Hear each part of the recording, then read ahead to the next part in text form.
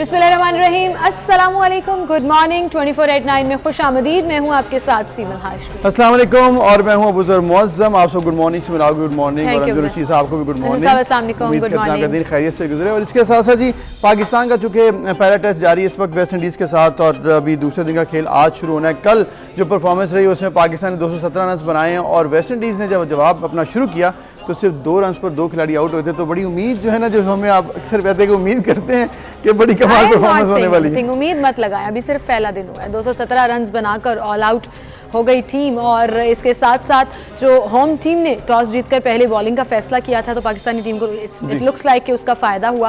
और सबसे नुमायां खिलाड़ी जो हैं वो फवाद आलम रहे, जिन्होंने 56 रन बनाए और उनकी इनिंग में 6 चौके भी शामिल हैं। इसके अलावा फ़हीम अशरफ 44, कप्तान बाबर आजम 30 और मोहम्मद रिजवान 23 रन बनाकर आउट हुए। अब देखिए कि अब आपने उम्मीद बांध ली, पूरी कौम ने उम्मीद बांध ली, और उसके बाद फिर अगर हम नहीं जीत सकेंगे तो फिर दिल टूट जाएंगे। फिर हम यही तारीफें तनकीद में तो आते हैं टेस्ट क्रिकेट में, और अभी पहला दिन का खेल था। और लेकिन जो एक स्टार्ट हुआ, लुक ऑन योर फेस, और इस तरह शायकीन के फेस पर जो एकदम से एक्साइटमेंट और अब देखिए ना, 2 रन 2 आउट। इस तरह हम लोग पाकिस्तानी जो सोचते हैं कि ये तो फिर 11 में सारे आउट हो जाएंगे, हम लोग 10 रन। ये आप गलत सोचते हैं, ऐसे नहीं सोचना चाहिए। आज वो नई एनर्जी के साथ आएंगे, नए एक्साइटमेंट के साथ हम भी तो आएंगे नई एनर्जी से। क्या हो गया, परेशान ना हुआ करें। आज वैसे भी बस 14 अगस्त का तोहफा मिलेगा आपको इंशाल्लाह मंडे को। इंशाल्लाह उम्मीदें तो बड़ी हैं कि ये हो और पाकिस्तान बेहतर परफॉर्म करे, क्योंकि खास तौर पर लास्ट कुछ डिसअपॉइंटमेंट्स जो हैं वो पाकिस्तान के हिस्से में ज़्यादा आई हुई हैं। ऑल्दो उसको कवर अप कर सकते थे वेस्ट इंडीज़ के साथ अगर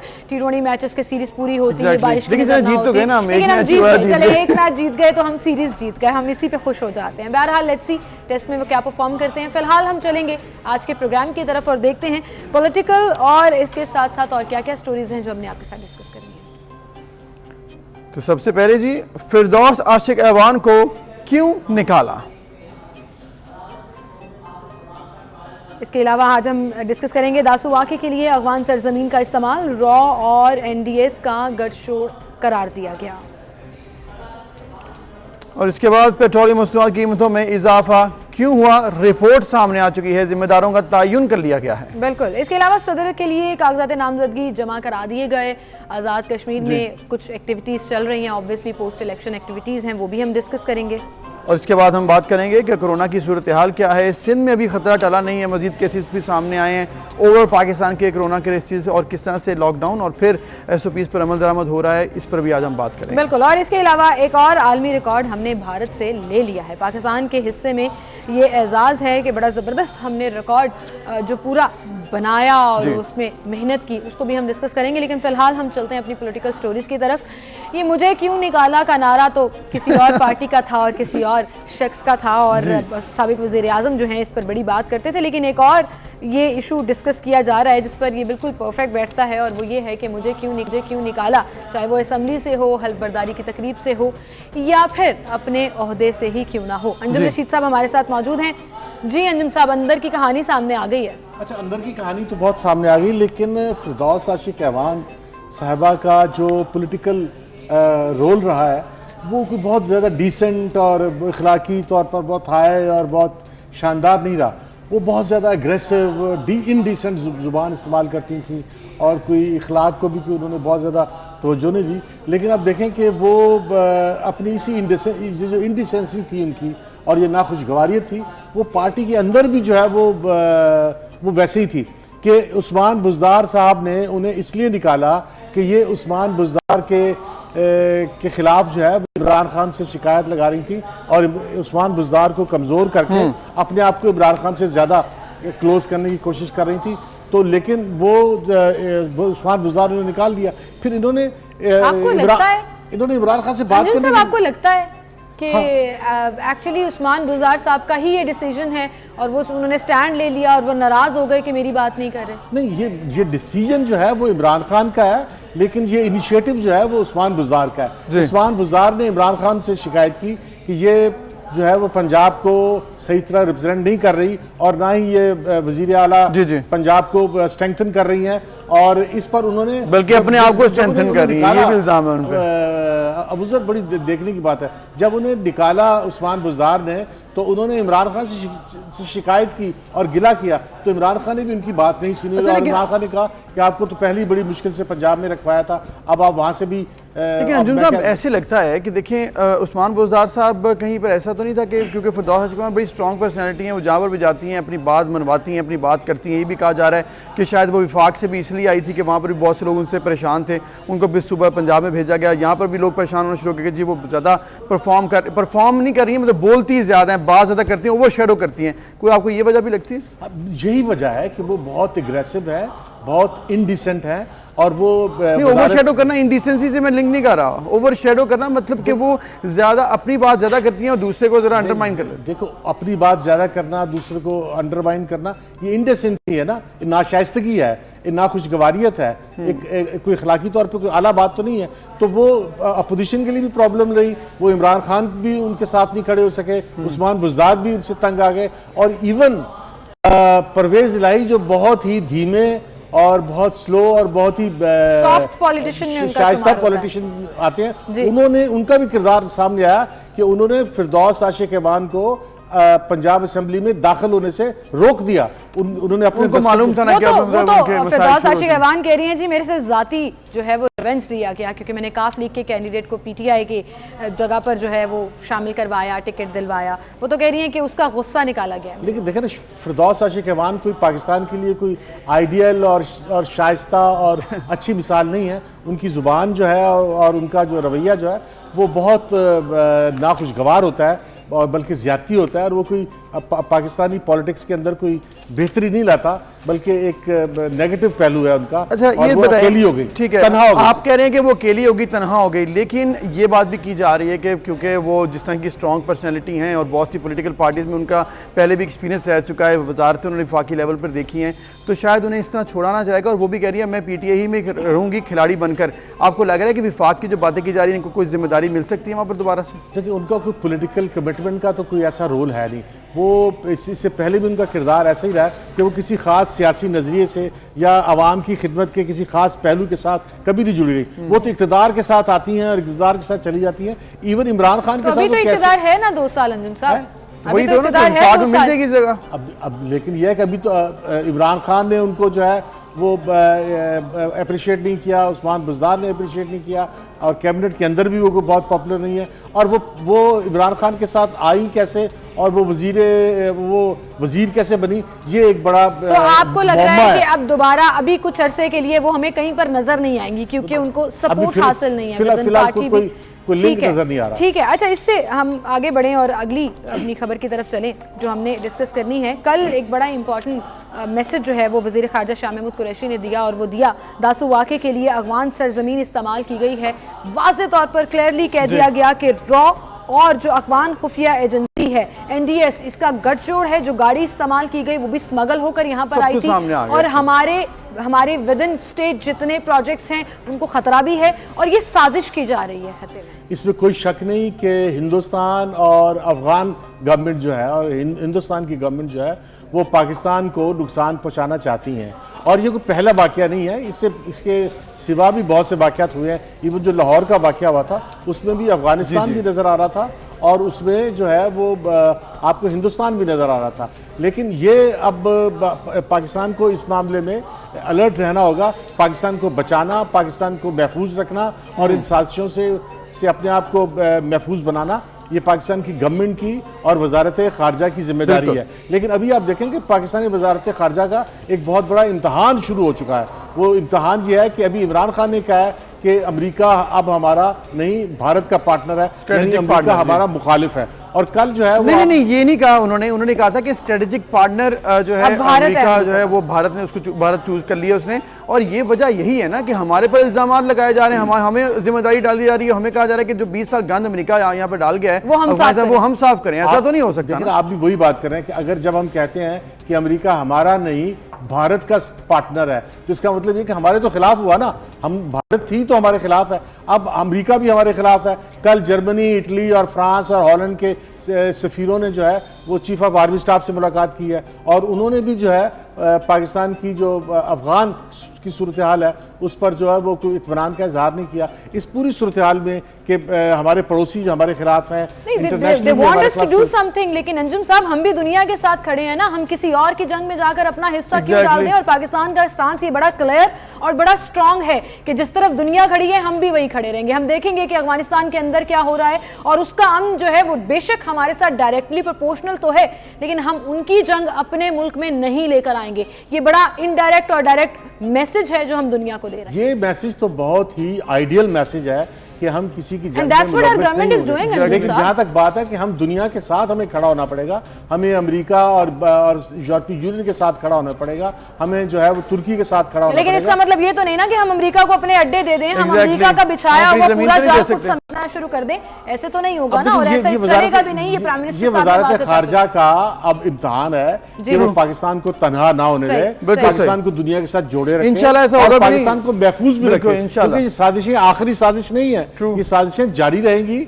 और इन साजिशों को साजिशें तो देखें आप, बैरूनी ताकतों से तो होती हैं, अंदरूनी ताकतें भी यहाँ पर ऐसी हैं, ऐसे मसाइल हैं। जिस तरह आपने कल भी हम बात कर रहे थे कि यहाँ पर बहुत से लोग बैठ के पाकिस्तान मुखालिफ ट्रेंड चलाते हैं, तो ऐसा तो हमें हमेशा से सामना है, तो उसका भी मुकाबला करेंगे। इंटरनेशनली भी और नेशनली भी जो इशूज़ चल रहे हैं, जो इंटरनल यहाँ पर लोग ऐसे हैं जो स्टेक होल्डर्स बाहर से उनको इमदाद मिल रही है, उनका भी मुकाबला करना होगा। लेकिन इसके साथ साथ एक इशू जो कि बहुत ज़्यादा इस वक्त बन सकता है पाकिस्तान के लिए, वो है पाकिस्तान की इंटरनल एडमिनिस्ट्रेशन, गवर्नेंस। आगे बढ़ते हैं, एक इशू बहुत बड़ा है जो कि हमने देखा लास्ट ईयर जब पेट्रोल क्राइसिस आया तो फिर सभी ने कहा कि कोरोना में तो पेट्रोल कम हो गया था, सीमा आपको याद है 70 रुपये के करीब आ गया था, लेकिन हमें मिला नहीं था। उसकी वजह सामने आ गई है कि ओगरा और जो हमारी मिनिस्ट्री थी उसने इतनी गफलत दिखाई है कि सारा क्राइसिस भी हुआ और तकरीबन 8 अरब रुपये का नुकसान भी हुआ। अब देखिए पाकिस्तान के लिए तो ये बड़ी तकलीफ वाली बात है कि पाकिस्तान की सारी मईशत और पाकिस्तान की सारी पॉलिटिक्स वो बिजली, पेट्रोल और एनर्जी और तवानाई के इर्द गिर्द घूमती है। और इसकी बड़ी इंपॉर्टेंस है पाकिस्तान की पॉलिटिक्स में भी और पाकिस्तान की मईशत में भी और पाकिस्तान की तरक्की में भी। लेकिन इस मामले में अगर गवर्नमेंट के कुछ लोग जो हैं उन्होंने लापरवाही की है और पाकिस्तान को जो है वो महंगी तवानाई जो है वो हमें खरीदनी पड़ी है, तो ये बहुत ही ज्यादती है कि पाकिस्तान जैसा सस्ता पेट्रोल मिल रहा है दे नहीं सके हैं, मिसमैनेजमेंट है, टाइम पे पेट्रोल नहीं खरीदा, 70 रुपये से एक दिन में 26 रुपये महंगा कर दिया 5 दिन पहले। अब देखे ना कि ये और क्या किया कि ये पेट्रोल और एलएनजी और तवानाई और बिजली ये हमारी शारग है पाकिस्तान की पॉलिटिक्स की। हम इसको कैसे समझेंगे अंजुम साहब, जब हम 3 साल पहले किए गए गवर्नमेंट के मुआहदों को तनकीद का निशाना बनाने से नहीं थकते? आपको कैसे पता लगेगा कि आपने बर वक्त टेंडर्स फिल करने हैं जबकि आप 3 साल बाद भी पिछली हुकूमत को मुर्दे इल्जाम ठहरा रहे हो, चाहे वो एलएनजी के मंसूबे हों या पीपी के मंसूबे हों, आप आईपीपीस की तमाम मुआहदे हों। ये चीज़ गवर्नमेंट को कब समझ आएगी कि उन्होंने जो अपना काम बर वक्त करना है, अगर वो नहीं करेंगे तो एक बहरान पैदा होगा जो इस रिपोर्ट में साफ वाज़े तौर पर लिखा है। सिबिल, ये बात आपकी बिल्कुल ठीक है कि गवर्नमेंट मजबूरी तौर पर भी जिम्मेदार है, लेकिन वो अफराद जिनकी जिम्मेदारी थी कि पाकिस्तान की तवानाई को तहफ़्फ़ुज़ दें, पेट्रोल और एलएनजी और ये चीज़ें कम से कम दामों पे खरीदें, पाकिस्तानी कौम का नुकसान ना होने दें, जिन्होंने ये जिम्मेदारी नहीं निभाई, गवर्नमेंट को चाहिए कि उनकी निशानदेही करे और उनके खिलाफ इक़दाम करे। बहुत ज्यादा कि आलमी मंडी में, मार्केट में कीमतें बहुत ज्यादा हैं, इनको ये क्यों नहीं नजर आया कि आलमी मार्केट में सस्ती एलएनजी थी, उसका फायदा ये उठा सकते थे, लेकिन उसके बजाय 7 अरब 73 crore to be very exact उसका नुकसान उठा लिया। अब देखो, जिन्होंने इतनी बड़ी ज्यादती की है उनके खिलाफ कार्रवाई ना करना बड़ी ज्यादती है। गवर्नमेंट को चाहिए कि वो बहुत वाज़े तौर पर सामने आए और उन अफराद को नॉमिनेट करे और उनके खिलाफ कार्रवाई करे, जो भी कार्रवाई पॉसिबल है, कम से कम रिजाइन तो लेना। अब इसको बिल्कुल ऐसे नजरअंदाज करना जो है, इसका मतलब यह है कि पाकिस्तान को जो है वो आइंदा भी कोई अंजुम साहब, यहाँ पर चीनी क्राइसिस के ऊपर भी प्रॉपर जो है वो JIT बनी, इन्वेस्टिगेशन हुई, जिम्मेदारों का तयन हुआ, लेकिन फिर क्या हुआ आपके सामने? पेट्रोलियम इसी तरह से इशू है, यहाँ पे गंदम बहरान के ऊपर है। तो प्रॉब्लम ये है कि निशानदेही होती है, रिपोर्ट सामने आती है, कार्रवाई नहीं होती है। कहा जाता है कि कार्रवाई की जाएगी, लेकिन 3 साल में कोई बड़ी कार्रवाई हमने देखी नहीं। लेकिन यही वजह है कि पाकिस्तान जो है वो दुनिया में मुआशी तौर पर जो सबसे घिरे हुए और सबसे कमजोर मुल्क है उनमें शामिल हो गया। अब पाकिस्तान के अवाम की इतनी बुरी हालत कर देना, इतनी गुर्बत, इतनी बेरोजगारी और इतनी कसम पुरसी जो अवाम के साथ की हो रही है और अवाम की जो बदहाली है, अगर इसको रोकने की कोशिश ना करे गवर्नमेंट, तो फिर गवर्नमेंट किस काम की? ये गवर्नमेंट क्यों है? गवर्नमेंट का मकसद ही है कि पाकिस्तानी अवाम को माशी और दूसरी बदहाली से और परेशानियों से रोके। अब अगर ये रोकते नहीं है तो इसका मतलब परेशानियों में और इजाफा होगा। इस गवर्नमेंट की जिम्मेदारी है कि इसको रोके और इसके खिलाफ कार्रवाई करे। अंजुम साहब, ऐसे कह देने से होता नहीं है कि इस गवर्नमेंट की जिम्मेदारी है। गवर्नमेंट को जिम्मेदारी का एहसास हो रहा है। गवर्नमेंट ने एहसास तभी करना है जब खुद इस चीज़ के ऊपर इनिशिएटिव लेना है। लेकिन बात आपकी सही है, कितने क्राइसिस इन 3 सालों में आए, कितने स्कैंडल्स इन 3 सालों में आए, लेकिन उस पर कितना अमल दरामद हुआ या कितना काम हुआ वो हम सभी देखते हैं। अंजुम साहब, आपका बहुत शुक्रिया। Thank you very much Anjum Rashid साहब। हमें एक ब्रेक लेनी है जी, फिर मिलेंगे।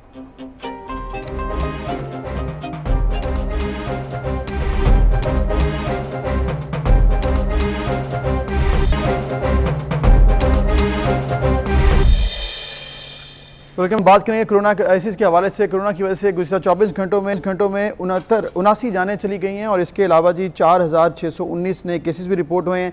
शरह जो है वो थोड़ी कट से नीचे है और 7.76% हो गई है, जो कि कुछ बेहतर है, लेकिन इसको हमने बिल्कुल नीचे लेके आने के लिए SOPs और साथ साथ वैक्सीनेशन करवाना बहुत ज़रूरी है। बिल्कुल, लेकिन अप्रॉक्स 10 डेज से लास्ट 10 डेज का अगर हम डाटा देखें तो अबूजर वो 7+ और 8+ के ऊपर फ्लक्चुएट कर रही है रेशो। कराची का अगर हम जिक्र करें तो कोरोना की शरह एक बार फिर से उसमें थोड़ा सा इजाफा देखने में आया। 18% से ज़ायद रही है ये रेशो, लेकिन लॉकडाउन लगाया गया, सख्तियां भी की गई, लेकिन इसके बावजूद रेशो जो है वो कहीं ना कहीं 18, 19, 20 पर एग्जिस्ट कर रही है। सो कैसे हम इसको कंट्रोल करेंगे? और फिर आज सुबह ये खबर के मुताबिक भी कहा जा रहा था कि डेल्टा वेरिएंट के केसेस जो हैं वो इन तमाम जो पॉजिटिव रेशो है उसमें सबसे ज़्यादा रिपोर्ट हो रहे हैं। दैट मीन्स कि जो सर्कल कर रहा है वायरस वो डेल्टा वेरिएंट भी है, जो कि इंतहाई ख़तरनाक करार दिया गया है। इस पर हम बात करेंगे। पार्लिमानी सेक्रेटरी हेल्थ हमारे साथ मौजूद हैं डॉक्टर नौशीन हामिद। अस्सलाम वालेकुम डॉक्टर साहिबा। जी वालेकुम अस्सलाम। बहुत शुक्रिया डॉक्टर साहिबा वक्त देने के लिए। डॉक्टर साहिबा, रेशो मुसलसल पिछले अगर हम 10 दिन का डाटा उठाकर देखें तो ज़्यादा ही है। कैसे हम इसको कंट्रोल करेंगे कि हम वापस इस रेशो को भी कम करें और अपनी नॉर्मल रूटीन की तरफ भी आएँ? बहुत से एरियाज़ में स्मार्ट लॉकडाउन है, कुछ सख्तियाँ और पाबंदियाँ भी हैं, लेकिन इसके बावजूद केसेस जो हैं वो 4000, 5000 के अराउंड आ रहे हैं। जी बिल्कुल, देखें इसकी मैं समझती हूँ कि मेन वजह ये है कि पाबंदियों के बावजूद लोग जो हैं वो SOPs पे अमल दरामद नहीं कर रहे हैं। और जो मास्क का इस्तेमाल है, अगर आप इस वक्त भी बाहर निकलें तो आपको किसी जगह पर भी मास्क का इस्तेमाल आपको नज़र नहीं आ रहा है। हार्डली अगर आप किसी जगह पर जाती हैं तो 100 लोग नजर आएंगे तो 1 या 2 ने मास्क पहना होता है। तो इस वक्त मास्क की कंप्लायंस जो है वो बिल्कुल 1% के करीब है हमारी सर्वे के मुताबिक। तो ये जब तक हम लोग नहीं करेंगे और अननेसेसरी थिंग्स और जो बिल्कुल बगैर वजह के घर से निकलना और पब्लिक प्लेसेस पे खड़े होकर झमगट्टे लगाना, ये सारी चीजें इस वक्त इसके फैलाव का सबब बन रही हैं। मगर इसमें जो कल का जो हमारे पास इंफॉर्मेशन थी उसमें ये है कि इस दफा की जो हॉस्पिटल एडमिशंस हैं उसमें वेंटिलेटर पे लोग कम हैं और हाई फ्लो ऑक्सीजन पे लोग ज्यादा हैं। तो इसलिए चूंकि वैक्सीनेशन भी साथ साथ हो रही है तो इसलिए थोड़ी सी सिवियरिटी ऑफ डिजीज में हमें थोड़ा सा पैटर्न चेंज नजर आ रहा है। सही डॉक्टर साहब, अब दुनिया में इस वक्त 2 किस्म की पॉलिसीज चल रही हैं। एक है कि SOPs में सख्ती की जाए, लॉकडाउन किए जाएं, स्मार्ट लॉकडाउन किए जाएं। दूसरी तरफ UK की तरह की पॉलिसी है कि आपने वैक्सीनेशन में तेज़ी करनी है, साथ साथ फ्रीडम डे भी उन्होंने मना लिया, लोगों को बिल्कुल आज़ाद कर दिया। अमेरिका में भी यही चल रहा है, 2 पॉलिसीज। पाकिस्तान क्या सोच रहा है कि तेज़ी अगर वैक्सीनेशन में ले आएँ तो फिर हम ज़िंदगी में थोड़ी आसानी भी लेके आ सकते हैं और साथ साथ जो है केसेस भी फिर नॉर्मल कम होते जाएंगे आहिस्ता आहिस्ता? जी देखिए, वैक्सीनेशन में तो मैं समझती हूँ कि अब पहले के मुकाबले में काफी तेजी आई है कि जिस तरह से आपने खुद भी जो अभी 1 करोड़ का बताया कि पहला 1 करोड़ को लगने में 113 दिन लगे थे, दूसरे को 28 दिन, तीसरे को 16 दिन और जो चौथा करोड़ है ये सिर्फ 9 दिन के अंदर जो है ये मुकम्मल की गई है। तो तेजी तो इसमें इंशाल्लाह ताला आ रही है, मजीद और भी आएगी। मगर फिर भी SOP जो है वो बहुत जरूरी है क्योंकि इस वक्त वैक्सीनेटेड लोग भी अगर उनको बहुत ज्यादा एक्सपोजर होता है, बहुत ज्यादा वायरल लोड को वो एक्सपोज होते हैं तो वो भी इन्फेक्ट हो रहे हैं। गो कि वो डिजीज सिवियर नहीं होती, वो जल्दी क्योर हो जाते हैं और सिम्टम्स भी लाइट होते हैं, मगर बहरहाल वो केसेस में इजाफे का सबब वो भी बनते हैं। तो इस वक्त मैं समझती हूँ कि हर बंदा अगर जिम्मेदारी का सबूत दे और अपने आप को खुद महफूज रखने की कोशिश करे, तो यही वो एक वाहिद जरिए, क्योंकि अभी हम लोगों ने हमारा टारगेट अभी बहुत आगे है, अभी 4 करोड़ डोजेस लगी हैं, तो हमने अगर 8 करोड़ लोगों को लगाना है तो इसका मतलब है कि 16 करोड़ डोजेस, तो ये अभी हमारा टारगेट पहुंचने में हमें मजीद कुछ 2-3 महीने लग सकते हैं, तो तब तक हमें बहुत सख्त एहतियात की जरूरत है। बिल्कुल बिल्कुल सही कह रही हैं आप डॉक्टर साहिबा, बहुत शुक्रिया आपका, आप हमारे साथ मौजूद थी। बात सिर्फ इतनी है कि गवर्नमेंट ने सिस्टम डेवलप कर लोगों ने उसको फॉलो करना है, और अगर लोग उसको फॉलो नहीं करेंगे तभी ये ग्राफ और रेशो जो है वो बढ़ना शुरू हो जाती है। करना क्या है, सिर्फ आपने मास्क पहनना है, सोशल डिस्टेंसिंग मेंटेन करनी है, आप वैक्सीनेटेड हैं या नहीं हैं, ये 2 चीज़ें हैं जो आपने लाजमी करनी है। और प्लीज़ एक छोटी सी रिक्वेस्ट, मुझे बहन समझ के मान लें प्लीज़, घर में दाखिल होने के बाद अपने हाथों को अच्छी तरह धोएं, फिर किसी और चीज़ को हाथ लगाएं। दैट्स दी ओनली थिंग जो आपको और आपके घर वालों को बचा सकती है। बिल्कुल, और इसके साथ साथ वैक्सीनेशन पे अगर किसी को कोई कंफ्यूजन है तो वो भी दूर कर ले, क्योंकि इसमें कंफ्यूज नहीं होना है। वैक्सीनेशन आपने लगवानी है, कोई भी आपको वैक्सीनेशन मिलती है गवर्नमेंट की तरफ से, ये कहा जा रहा है और इंटरनेशनली भी यही कहा जा रहा है, WHO की तरफ से भी, कि आप कोई भी वैक्सीनेशन है आप उसको लगवाएं। फिलहाल आप अपनी वैक्सीनेशन को पूरा करें, क्योंकि इस वक्त बचने के लिए यही तरीका ज़रूरी है। बिल्कुल, इसी के साथ नाज़रीन हम एक की तरफ चलते हैं, दोबारा हाजिर होंगे।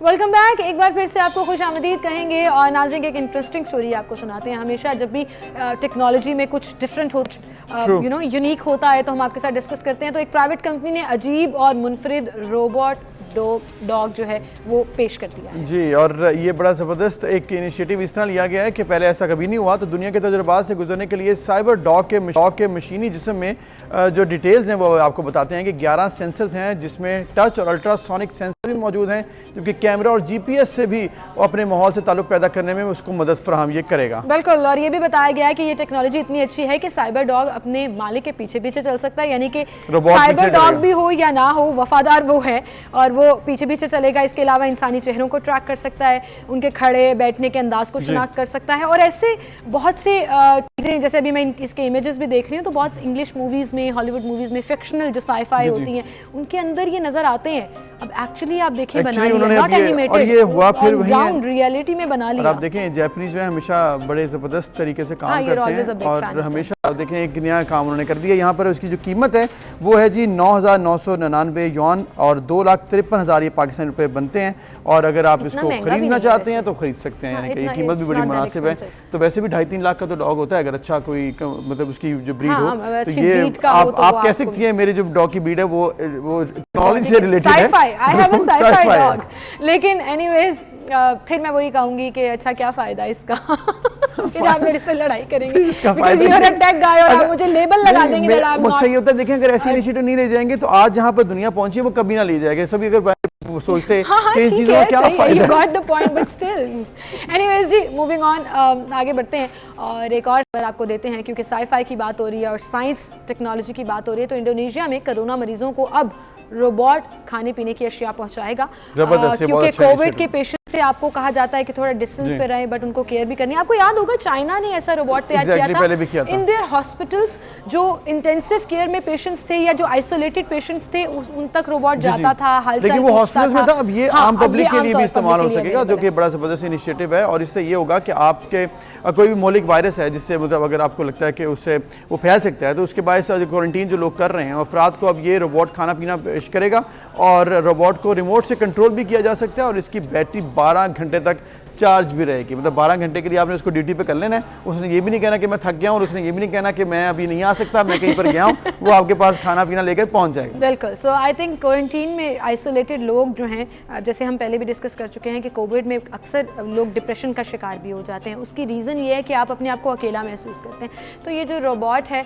ये कहीं ना कहीं आपको ना सिर्फ ये एहसास दिलाएगा कि सब आपके साथ हैं, आइसोलेशन में भी आपको बेहतर होकर दुनिया की तरफ वापस आना है, बल्कि आपकी ज़रूरियात भी पूरा करेगा, यानी कि खाना पीना और जो भी चीज़ आपको चाहिए है वो वहाँ पर। वेरी नाइस, बड़ा अच्छा ये एक नया इनिशिएटिव है। इसके अलावा एक चीज़ और जिस पर पाकिस्तान इस वक्त बहुत तवज्जो दे रहा है इंटरनेशनल, इस पर बहुत बात भी लेकिन पाकिस्तान बहुत लीडिंग रोल अदा कर रहा है। वो है इन्वायरमेंट फ्रेंडली एटीट्यूड है पाकिस्तान का, ग्रीन एंड क्लीन पाकिस्तान जो मुहिम चल रही है, उसी हवाले से हमने देखा कि एक बड़ा ज़बरदस्त इनिशिएटिव लिया गया गुजरांवाला में ये हुआ है जी सिमर के 1 मिनट में, बल्कि 1 मिनट से कम का भी ये बात की जा रही है कि इसमें 50,000 पौधे लगाए हैं और ये रिकॉर्ड बन जाएगा अगर ये रजिस्टर हो जाता है। इंशाल्लाह जी, इंशाल्लाह। ये रिकॉर्ड इस वक्त भारत के पास है, लेकिन हमारे ये प्यारे प्यारे बच्चों ने, स्कूल के बच्चों ने बड़ा क्विकली बिहेव करके पूरा एक रिकॉर्ड जो है वो कायम कर लिया है। वीडियोज़ इसकी बन चुकी हैं, बाकायदा तमाम प्रूफ्स जो हैं वो Guinness book of world record को भिजवा दिए गए हैं। 1 मिनट में उन्होंने सबसे ज़्यादा पौधे लगाकर ये रिकॉर्ड बनाया और गुजरांवाला के सरकारी स्कूलों के ये 12,500 तलबा और तालिबात हैं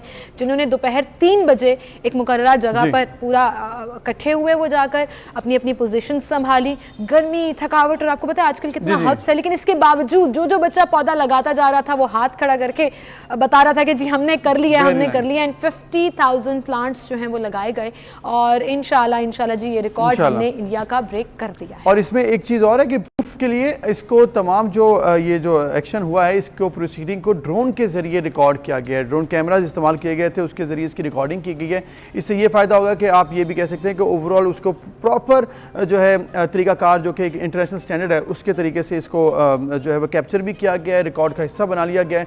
मुनफरिद ये रिकॉर्ड होगा। मेरे ख्याल में कुछ ऐसे रिकॉर्ड्स होते हैं जिससे शायद किसी को कोई फ़ायदा नहीं पहुँचता, वो सिर्फ रिकॉर्ड होते हैं, लेकिन यहाँ पर इन्वायरमेंट फ्रेंडली रिकॉर्ड है। और इससे कितने देखिए 50,000 प्लांट लगा रहे हैं आप, कितने लोगों को इससे ऑक्सीजन मिलेगी, एनवायरनमेंट कितना बेहतर होगा, पोल्यूशन कंट्रोल होगी। तो अगर मेरे ख्याल में अगर हम ऐसे रिकॉर्ड बनाने पे तवज्जो दें ना तो ज़्यादा अच्छी बात होगी। बिल्कुल, लेकिन अब सर मैं यहाँ पे एक और चीज़ देखकर बड़ा खुश हो रही हूँ। हम अक्सर देखते हैं कि इस तरह की जो एक्स्ट्रा करिकुलर एक्टिविटीज़ हैं वो प्राइवेट स्कूल्स करते हैं, वो मोस्टली उसमें वो करते हैं, लेकिन आप देखें कि यहाँ पर सरकारी स्कूल के बच्चों ने पार्टिसिपेट किया है। That was a proud moment for me and I really hope कि ये जो पूरा ट्रैक है, ये जो पूरा एक प्रोजेक्ट है, ये हम कंटिन्यू रखें इंशाल्लाह। और इसके साथ साथ जी हम बात कर रहे हैं कि पाकिस्तान के लिए आपने काम करना है, ऐसे रिकॉर्ड बनाने, तो पाकिस्तान के लिए एक और चीज़ 14 अगस्त और पाकिस्तानी तमाम खुश हैं क्योंकि इस दिन हमें आज़ादी मिली। और मेरे ख्याल में अभी से ही जो बल्कि अगस्त के पहले दिन से ही जो है ना वो मैं तो इंडिपेंडेंस वीक मना रही हूँ जी, जब से ये हफ्ता शुरू हुआ है मैंने ग्रीन और वाइट पहनना शुरू किया हुआ है। लेकिन बच्चों की एक्साइटमेंट, मैंने साथ लगाना बच्चों की एक्साइटमेंट बहुत ज़्यादा है जी, और बच्चों ने अभी से तैयारी करना शुरू कर दी। और हमने अपने सोशल मीडिया पर ओपन फॉर ऑल ये चीज़ मेंशन की कि आप अपने बच्चों की तस्वीर हमें भेजें और हम अपने शो में चलाएंगे। तो देखें जी, क्यूट सी है बच्ची, पाकिस्तान का झंडा लहरा रही है एंड शी इज लुकिंग माशाल्लाह वेरी क्यूट। और प्यारे प्यारे बच्चे ग्रीन और वाइट ड्रेसेस में आपको नजर आ रहे हैं इन तस्वीर के अंदर। और आप देख सकते हैं कि बच्चों की एक्साइटमेंट कुछ और होती है। और जब आप उनको इस तरह के जेस्चर्स, कपड़े और ये तमाम जो प्रॉप्स हैं वो पहनाते हैं तो बच्चे फिर आपसे सवाल पूछते हैं कि ये क्या है, क्यों है, कैसे है। और बच्चों को बताने के लिए ना कई दफा ये भी कहना पड़ता है कि ये पाकिस्तान की बर्थडे है, क्योंकि इतने से छोटे बच्चों को थोड़ा अब ये देखिए कितनी क्यूट लग रही है ये छोटी सी बच्ची, लेकिन बड़े होकर देखेगी तो उसको पता होगा। और आप देखें कि इतने से बच्चों को अगर आप ग्रीन कलर का फ्लैग वाले कपड़े पहनाएंगे, उनको झंडा पकड़ाएंगे, उनको अगर आप इन्वॉल्व करेंगे तो जो पाकिस्तानियत है, जो आपको नेशन के साथ प्यार होता है, उसके साथ आप ज़्यादा मुंसलिक होंगे। फिर इससे क्या होता है कि लॉन्ग रन में आपके अंदर नेशनलिज्म प्रमोट होता है और बच्चों को ये बात समझ में आती है कि आपका मुल्क आपके लिए कितना ज़रूरी है, इसकी कितनी अहमियत है। बिल्कुल, कितनी अहमियत है। और फिर मुझे बड़े क्यूट लगते हैं वो बच्चे जिन्होंने प्रॉप्स का इस्तेमाल किया होता है, वो चाहे झंडा बनी हुई ग्लासेस हों, वो चाहे ड्रेस के ऊपर कोई इस तरह की कलर स्कीम ग्रीन और वाइट के साथ कुछ डिफरेंट किया हो, और फिर कहीं ना कहीं कुछ कार्टून कैरेक्टर्स का भी इस्तेमाल किया जाता है अट्रैक्ट करने के लिए बच्चों को। लेकिन एक बात बिल्कुल ठीक है अबूजर, आपको याद होगा कि हमने ये डिस्कस किया था कि पाकिस्तान का झंडा या छोटी छोटी झंडियां इन दो कलर्स व्हाइट और ग्रीन के अलावा नहीं होनी चाहिए। Exactly, वो बड़ा इंपॉर्टेंट पॉइंट है और कोर्ट ने इस पर वेरी इंपॉर्टेंट पॉइंट, बिल्कुल कोर्ट ने इस पर डिसीजन ले भी लिया है। तो सिर्फ ग्रीन और व्हाइट से आपने बच्चों को तैयार करना है 14 अगस्त के लिए। कोई और कलर की ना आपने झंडी लगानी है, ना कि कोई और कलर का आपने सूट पहनना है। मतलब अगर आप फ्लैग को रिप्रेजेंट कर रहे हैं, मतलब अगर आपको मिल जाएंगी मार्केट से ऐसी चीजें, ऑरेंज कलर का, ग्रीन कलर के अलावा कोई भी कलर आपने नहीं पहना, और बच्चों को ये बताना है कि बेटा सिर्फ आपका ग्रीन और व्हाइट ही फ्लैग है और इसी से आपने प्यार करना है। बिल्कुल, और आप देखें बच्चे इतने क्यूट लग रहे हैं, मतलब मैं सदके आऊं इन तमाम बच्चों के, अल्लाह ताला इनको सलामत रखे और इनका मुस्तकबिल जो है वो रोशन रखे, क्योंकि यही वो हमारी आगे वाली नस्ल है जिन्होंने पाकिस्तान को आगे लेकर चलना है। और ये बच्चे जो हैं वो मुझे इतने प्यारे प्यारे लग रहे हैं ना कि मुझे लग रहा है कि मेरा ग्रीन ड्रेस बिल्कुल अच्छा नहीं लग रहा है। ये सब के सब आपका प्यारे भी लग ग्रीन रहे हैं। अच्छा लग रहा है, हमने भी जो ग्रीन पहना है अच्छा है, जो इन्होंने पहना है ग्रीन अच्छा है, क्योंकि ग्रीन ही कलर है वो ही अच्छा है। मेरे ख्याल में ये चीज़ बहुत ज़रूरी है और हमें अपने मुल्क से, अपने फ्लैग से प्यार करना है, उसकी इज़्ज़त करनी है, उसकी जो रिस्पेक्ट फ्लैग की बनती है सिमल, वो भी बड़ी ज़रूरी है। अक्सर हम देखते हैं, आपने देखा होगा कि लोग जो है फ्लैग को अगले दिन जो है उस तरह से रिस्पेक्ट नहीं देते। अब आप ये बच्चे को देखें, कितनी क्यूट लग रही थी ना, she was kissing the flag, और ये इतना पाकिस्तान जिंदाबाद। पाकिस्तान हम एक जिंदाबाद। छोटी सी ब्रेक लेते हैं, फिर हाजिर होंगे।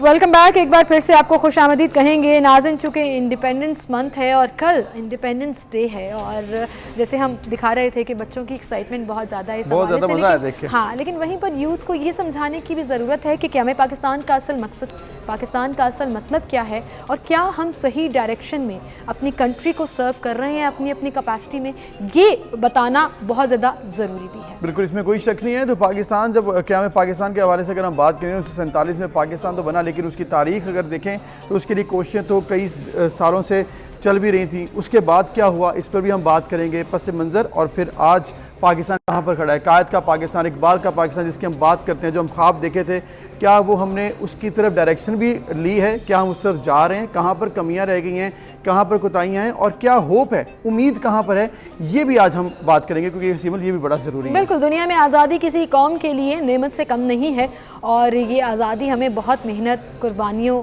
और बहुत ज़्यादा कोशिशों के बाद मिली है। और पाकिस्तान का झंडा जब दुनिया भर में लहराया जाता है तो सर फ़ख्र से बुलंद हो जाता है हर पाकिस्तानी का, लेकिन उस झंडे का एहतराम, इस मुल्क का एहतराम और इससे मोहब्बत कैसे की जा सकती है और कितनी ज़रूरी है, इस पर आज हम बात करेंगे। हमारे साथ स्टूडियो में कॉलमनिस्ट, हिस्टोरियन और बहुत ज़बरदस्त सहाफ़ी, जो जिसे कहते हैं ना कि हमारे सीनियर और असातिज़ा वेटरन जर्नलिस्ट हैं जी, और उनके कॉलम्स पढ़ के बड़ा मज़ा भी आता है, और अक्सर आप रिलेट भी कर रहे होते हैं क्योंकि वो आपसे आपके लेवल पर जाकर बात करते हैं। तो हम कोशिश करेंगे कि यूथ को आज समझाएं कि कायद का पाकिस्तान क्या है, उन्हीं की ज़ुबानी।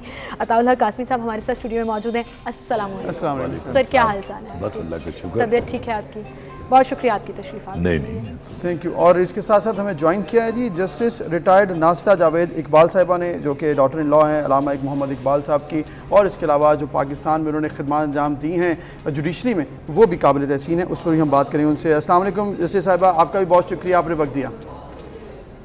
वालेकुम अस्सलाम, सबको यौम आज़ादी मुबारक। ये तो 75 साल का पाकिस्तान इंशाल्लाह हो जाएगा इंशाल्लाह जी, इंशाल्लाह। जुबली ईयर है हमारा। जी जी बिल्कुल। और अल्हम्दुलिल्लाह जी, हमने इतने साल पाकिस्तान को तरक्की करते हुए देखा है, और आगे भी ऐसे ही होगा। आपको भी यौम आज़ादी बहुत बहुत मुबारक हो।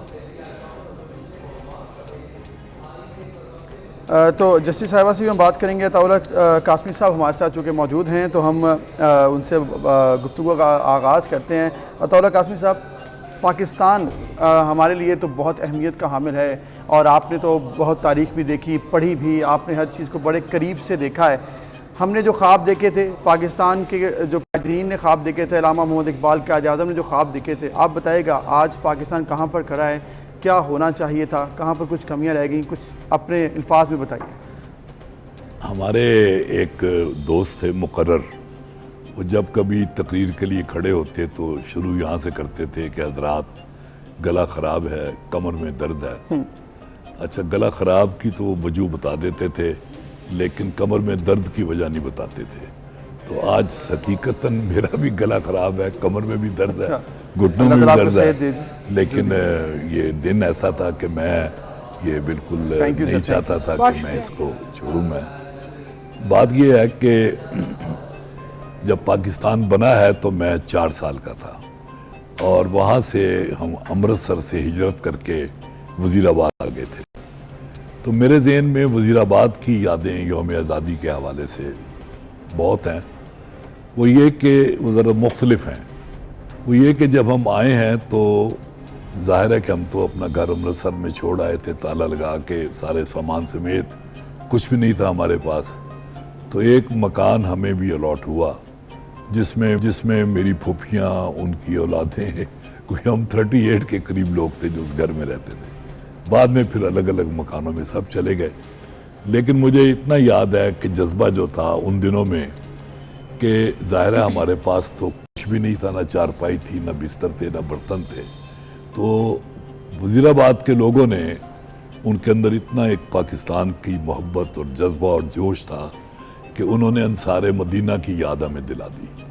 ये सारा सामान उन्होंने मुहैया किया हमें और हमने अपनी ज़िंदगी का आगाज़ किया।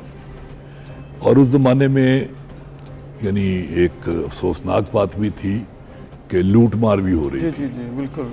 तो मुझे याद है कि हम अपने नीचे वाले सेन में बैठे हुए थे, तो एक बंदा था, रोशन नाम था उसका, तेल का काम करता था वो। तो उधर से वो गुजरा भागता हुआ, उसके पीछे पुलिस लगी हुई थी। उसने सोने की एक पूरी जो पोटली है वो हमारी ड्योढ़ी में फेंकी और कहने लगा, कासमी साहब ये आपकी है, ले लें।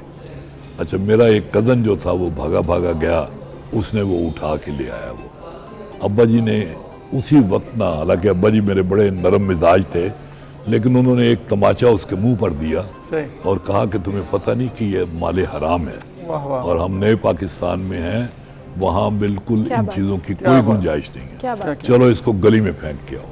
तो उसी वक्त जाके उन्होंने वो गली में फेंक। ये वो जोश और जज्बा उन तमाम पाकिस्तानियों में था जो हिजरत करके आए या वाह, जो वाह। हिजरत करके आने वालों को वेलकम कर रहे थे। जिससे साहिबा आपको भी शामिल गुफ्तगू करेंगे। आपका ताल्लुक एक ऐसे ख़ानदान से है जिस पर पूरा पाकिस्तान फ़ख्र करता है और अल्लामा इकबाल, डॉक्टर अल्लामा इकबाल ने जो ख्वाब देखा, पाकिस्तान उसकी ताबीर है। क्या कहेंगी आप? आपने जैसे कहा कि हम जो है वो 75th इंडिपेंडेंस डे जो है वो सेलिब्रेट कर रहे हैं।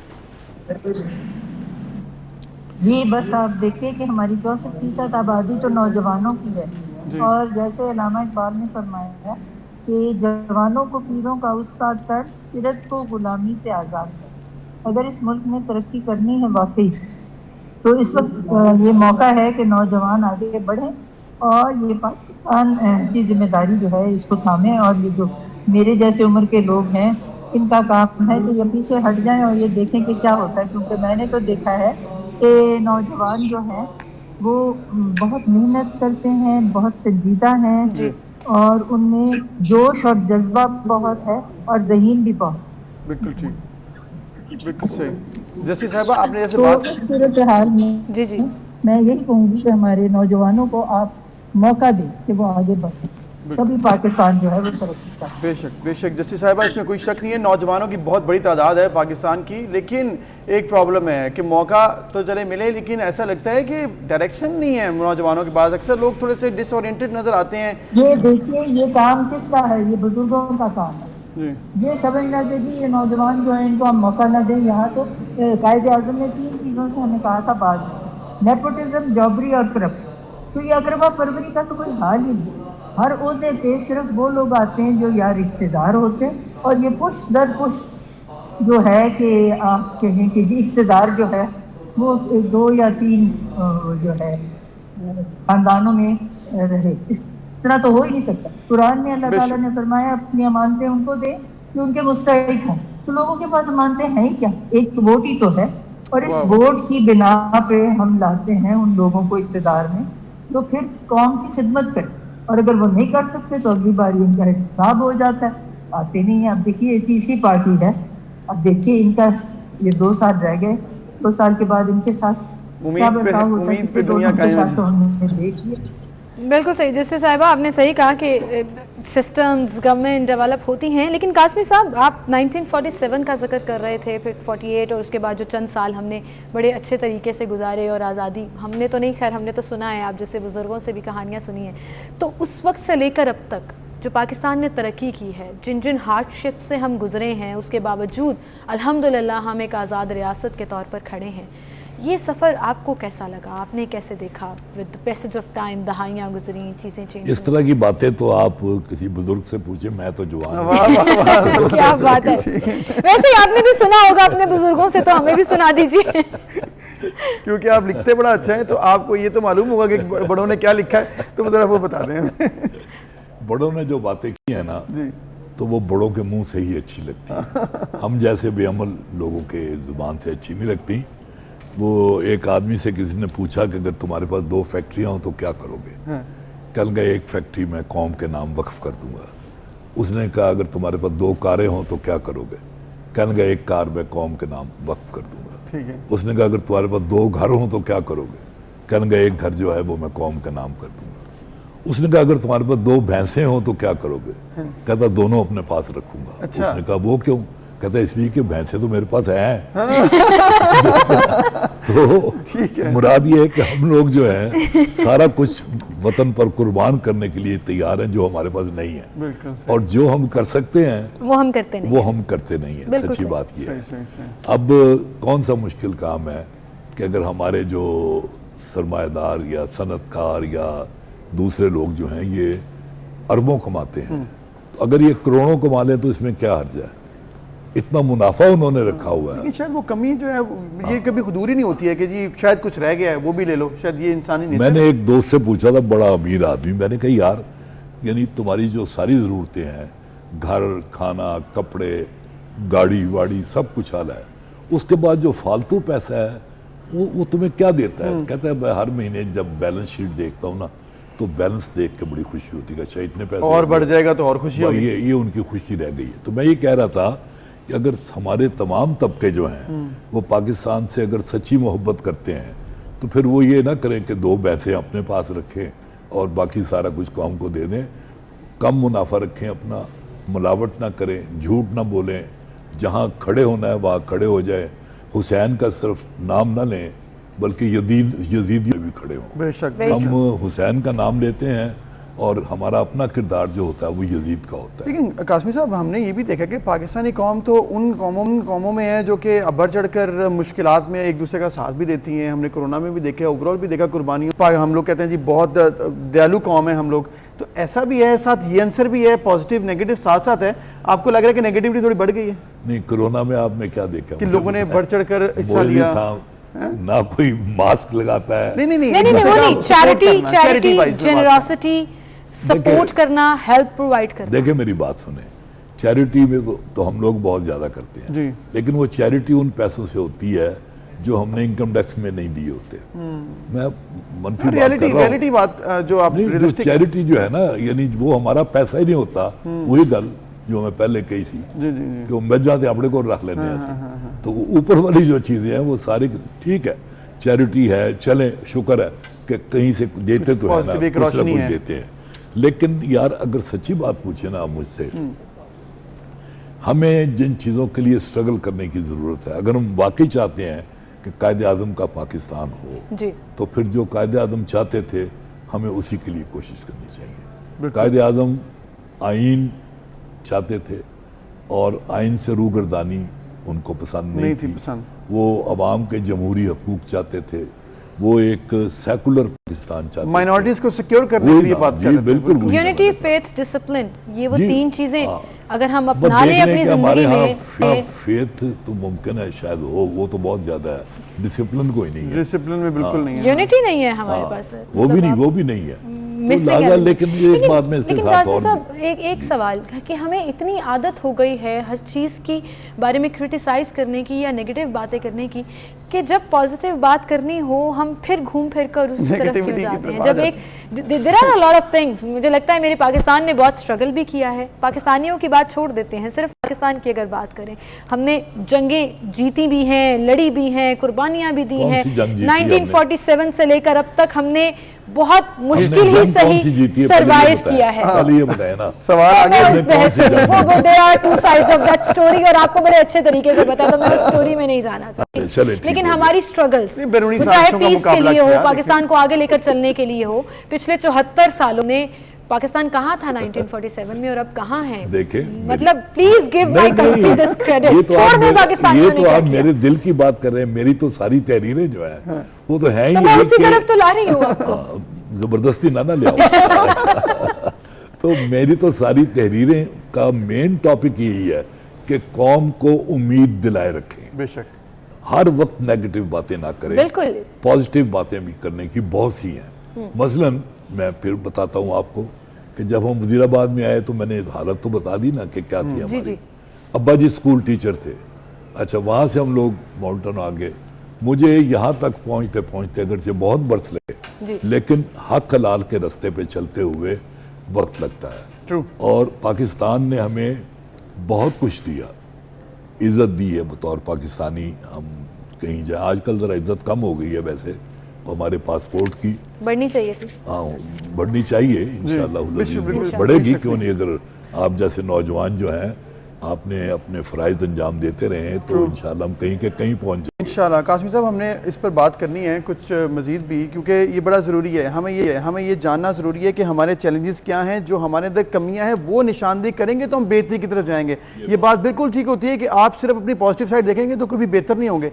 नेगेटिविटीज़ को जाने, रियलाइज़ करें, फिर आगे बढ़ें तो मसाइल जो हैं वो मज़ीद हल भी हो लेकिन सकते मैं ये हैं। समझती हूँ कि हम 365 दिन क्रिटिसाइज भी करते हैं, नेगेटिव बातें भी करते हैं। टोटल 365 ही होते हैं। 364 दिन, सॉरी, लेकिन एक दिन या 2 दिन जब हम इंडिपेंडेंस की बात कर रहे हो तो पाकिस्तानियों ने क्या किया वो तो है ही है, लेकिन पाकिस्तान, सिर्फ पाकिस्तान एज अ कंट्री की बात करें तो वो जो गूज़बम्स आते हैं ना, व्हेनेवर आई से पाकिस्तान मेरा मुल्क है, वो जो मोहब्बत दिल में आती है, वो तो कैसे हम अपनी चाहिए, नौजवान नस्ल को दे सकते हैं, आने वाली नस्ल को दे सकते हैं, क्या करना चाहिए हमें, इस पर मजीद भी बात करेंगे। एक छोटी सी ब्रेक, फिर हाजिर होंगे।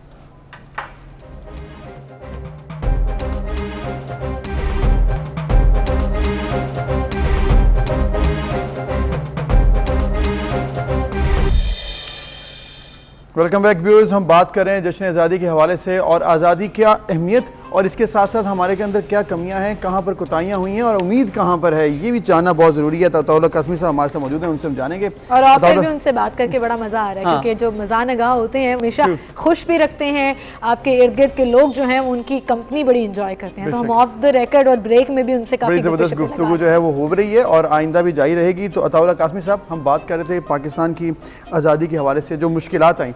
अब आप ये बताएं कि जो डायरेक्शन की बात होती है कि डायरेक्शन क्या हमारे पास वो है, जो कमियां हो गई वो तो हो गई, आगे भी तो जाना है, आगे बढ़ना है, क्या आगे बढ़ रहे हैं हम? एक जहाज ना हवा के तूफान में आ गया और हिचकोले खाने लग गया। वो काफिरों ने चीखें मारनी शुरू कर दी, कलमा पढ़ना शुरू कर दिया, तो वो पायलट की आवाज़ आई कि आपको घबराने की कोई ज़रूरत नहीं है खतन, आप ये जहाज़ की खिड़की से देखें बाहर किस कदर खूबसूरत नज़ारा है और रंग बिरंगे परिंदे जो हैं वो उड़ रहे हैं, पानी जो है वो ठाठे मार रहा है और उसमें मुख्तलिफ रंगों की कश्तियाँ हैं। अच्छा। और जो लाल रंग की कश्ती है मैं वहाँ से बोल रहा हूँ। अच्छा।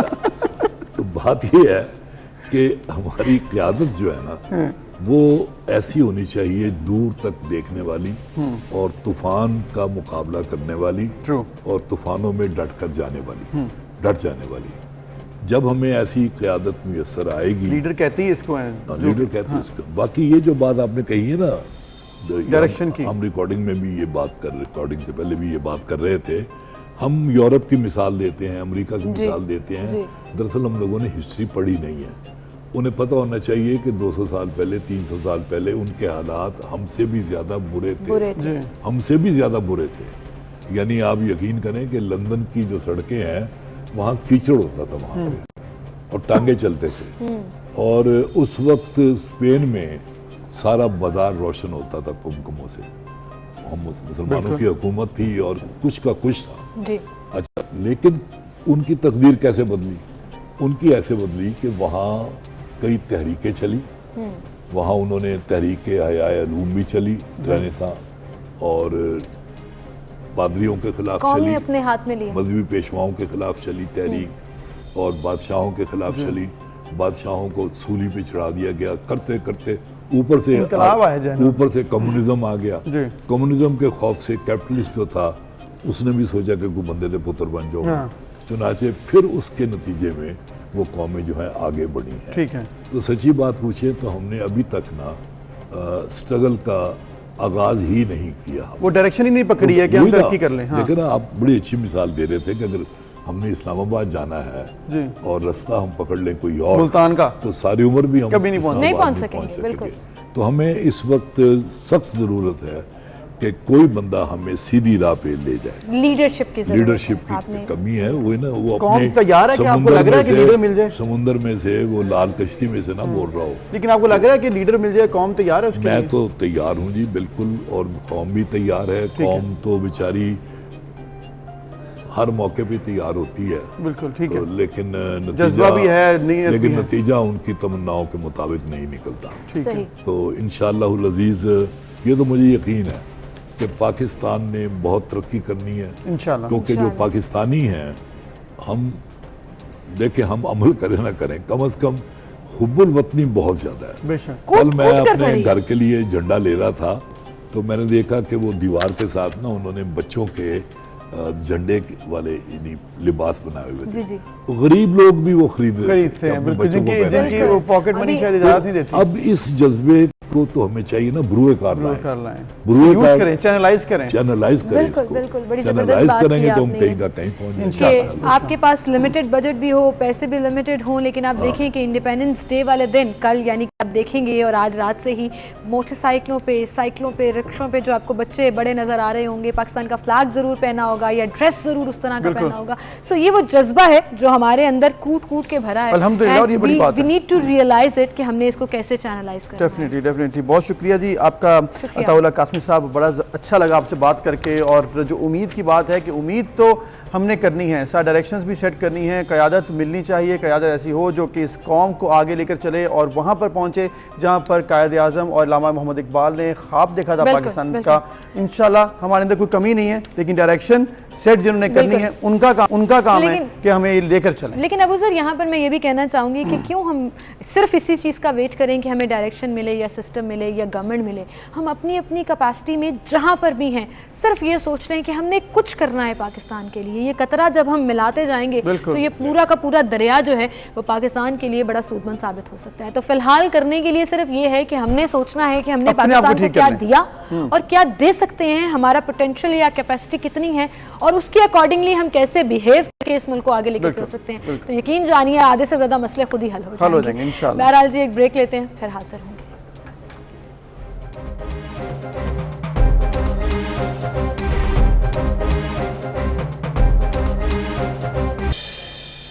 Welcome back. एक बार फिर से आपको खुशामदीद कहेंगे और एक बार फिर हम चूँकि कायद के पाकिस्तान का जिक्र कर रहे हैं, इंडिपेंडेंस डे का जिक्र कर रहे हैं, तो कासमी साहब जाते जाते एक बात करके, बच्चे जो हैं वो इतने एक्साइटेड होते हैं कि आपको हर स्टॉल पर कहीं ना कहीं रश नज़र आता है कि हमें ऐसे कपड़े भी दे दो, हमें ये बैच भी दे दो, हमें ये प्रॉप भी दे दो, ग्लासेस भी दे दो, कैप भी दे दो। तो कुछ और बच्चों की तस्वीर हमें रिसीव हुई हैं जो और वीडियो हमने भी है, आपके साथ वो भी आपको शेयर दिखाते करनी हैं।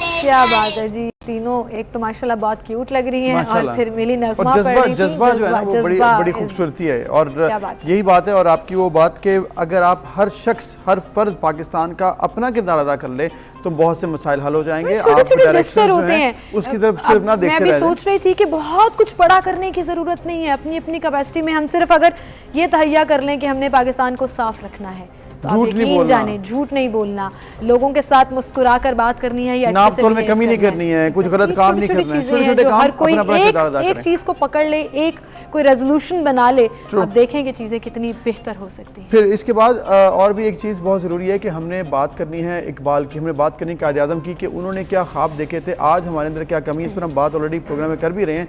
मज़ीद कि कहाँ पर हमारे पास डायरेक्शन ख़राब हुई, कहाँ पर कमियाँ हुई और फिर हमारी अब उम्मीद क्या है, इस पर हम बात करेंगे। हमारे साथ मौजूद हैं माहिर इकबालियात हैं, 14 किताबें लिखी हैं, अल्लामा मोहम्मद इकबाल पर भी बहुत सी किताबें उन्होंने लिखी हैं। ब्रिगेडियर रिटायर्ड वहीदुज़्ज़मान तारिक साहब मौजूद हैं, दानिश्वर हैं जी। बहुत शुक्रिया आपका ब्रिगेडियर साहब, आपने वक्त दिया। तो सर, जिस तरह से आपने बात हमारी सुनी कि हम बात कर रहे हैं इस वक्त इकबाल के पाकिस्तान की, कायद आज़म के पाकिस्तान की, जो उन्होंने ख्वाब देखे थे, आप कुछ बताइएगा। आपने इतने इसके ऊपर रिसर्च की है, इतना आपने इसको पढ़ा है, लिखा है, क्या है इकबाल का पाकिस्तान और कायद का पाकिस्तान?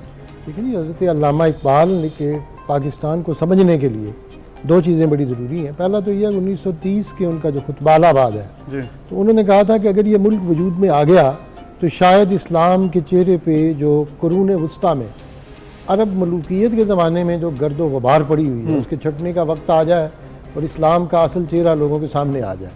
मकसद उनका ये था कि मलूकियत, इस्तेहसाल और हर तरह की लूट मार जो बादशाहत में रवा थी उसका ख़ात्मा इस मुल्क में हो सकेगा। फिर कायद आज़म रहमतुल्लाह अलैह के नाम उनके खतूत हैं जो 1936, 37 और 38 में लिखे गए और हैरत की बात यह कि हज़रत कायद आज़म ने खुद उन खतूत को शाया किया 1943 में और उसका खुद दिबाचा लिखा है। उन खतूत में उन्होंने जिन नुकात की तरफ तवज्जो दिलाई है वो मुसलमानों की मुआशी बदहाली, बर्रे सगीर के मुसलमानों का तालीम में पीछे रह जाना और उनको जो दबाया जा रहा था उस पर उन्होंने बात की। फिर इकबाल की जो बात थी उन्होंने तासुबात के ख़िलाफ़ बात की, फ़िरकावारियत के ख़िलाफ़ बात बिल्कुल की। सही। उन्होंने जो गैर मुस्लिम हैं अक़लियतें उनके हकूक़ की बात की। और अगर आज मैं ये कहूँ कि हज़रत इकबाल ने कहा था कि हरफ़ बदरा बद लबाब उर्दन ख़तास काफिर मोमन हमें खल के खुदास, कि बुरी बात अपने मुंह पे लाना बहुत बड़ी खता है। काफिर और मोमन हो सब अल्लाह की मखलूक है। क्या बात। और जब अल्लाह की मखलूक है तो अल्लाह की मखलूक को आप इक्वली रिस्पेक्ट दें। और यही बात हज़रत कायद आज़म रहमतुल्लाह अलैह की थी। उनकी पहली तकरीर कौमी असम्बली में आप देखें तो उन्होंने अक़लियतों के हकूक़ की बात की। क्या आज हम अक़लियतों को उनके हकूक़ दे रहे हैं?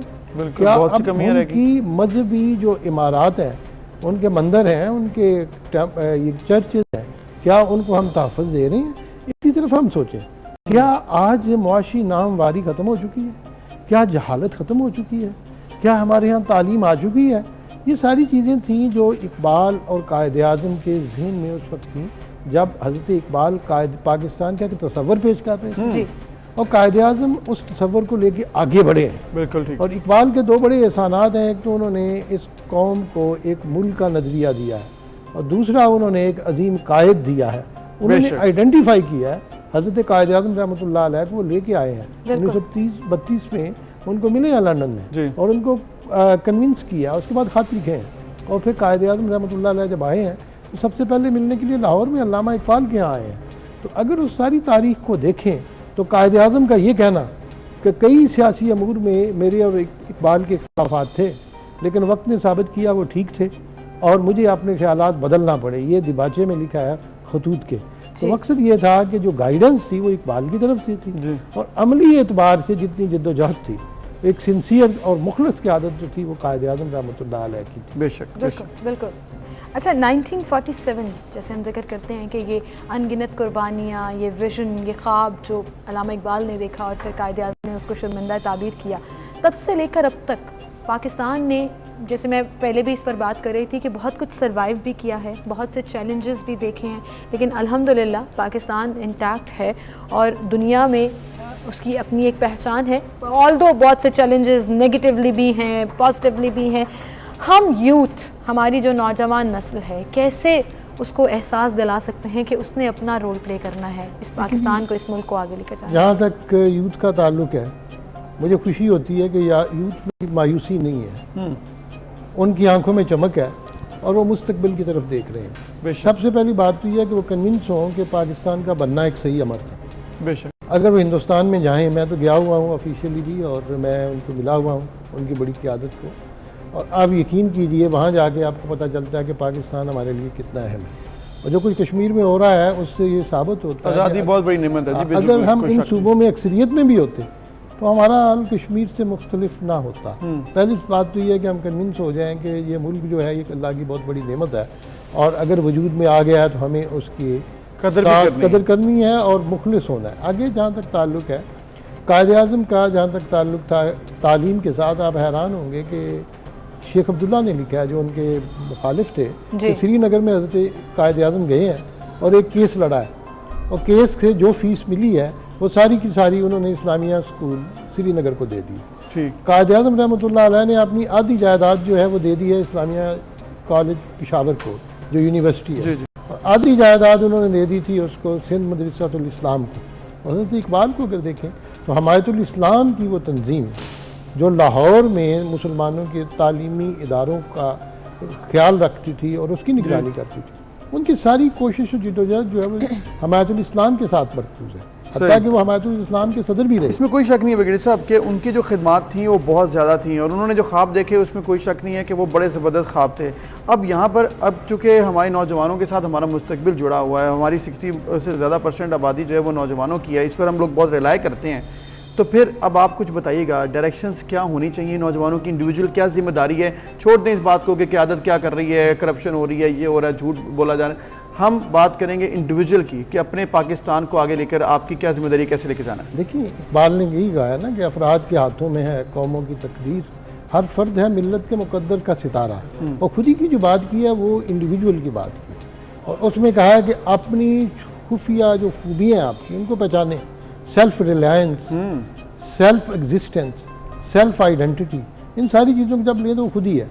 सबसे पहले ये है कि हज़रत इकबाल ये चाहते थे कि मुसलमान नौजवान जो हैं वो हो जाएं आज़ाद उससे इंफीरियरिटी कॉम्प्लेक्स से, और उससे बाहर निकल आए। और उसके बाद उनका ये ख्याल था कि इनको अब जो बामकसद तालीम है उसकी तरफ तवज्जो दें। आज यूनिवर्सिटीज़ तो बहुत ज़्यादा हैं, आपको नज़र आती है। हमारे जब मेरे बचपन में तो एक आध यूनिवर्सिटी थी, वो पंजाब यूनिवर्सिटी थी जो सारे पंजाब और बलूचिस्तान को लुक आफ्टर करती थी। आज यूनिवर्सिटियाँ बन गई हैं लेकिन तालीम का हमारा मयार क्यों गिर गया? आज तरबियत के ऊपर फोकस नहीं हो रहा ना सर? देखिए, आपने बिल्कुल वजह फरमाया कि तालीम के साथ तरबियत थी।